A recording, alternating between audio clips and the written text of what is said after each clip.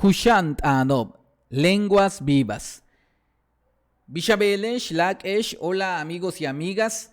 Ha llegado el día de ser un héroe y evitar que la lengua Mayatán pierda más hablantes. El día de hoy, 18 de abril y hasta el 12 de mayo de 2023, amigos y amigas, quiero pedirles su apoyo ya que estamos participando en una campaña de fondeo colectivo con el proyecto titulado Animemos nuestra lengua maya, este que tú ves aquí, ¿sí?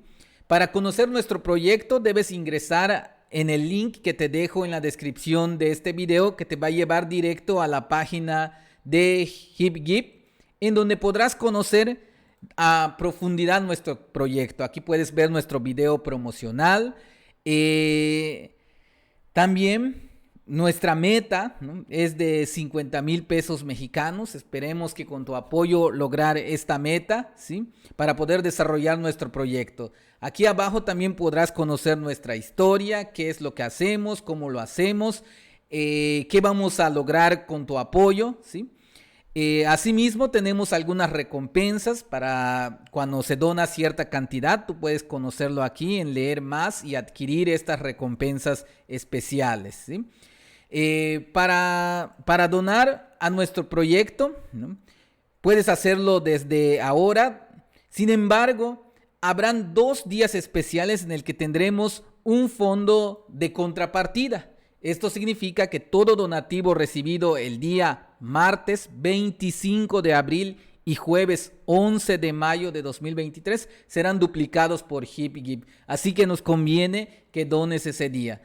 Para donar solamente tendrás que hacer clic aquí en dar a este proyecto, ¿sale? Más adelante, en estos días, estaremos subiendo un video tutorial completo de cómo hacer paso por paso tu donativo.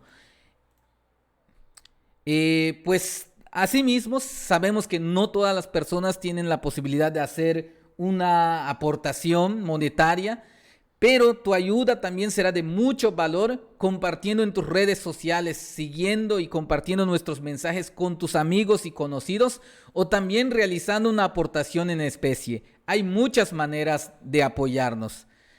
También, si no te es posible donar directo en la página de HipGip, aunque sería la mejor forma de ayudar y de hacerlo, podemos recibir tus donaciones a través de PayPal.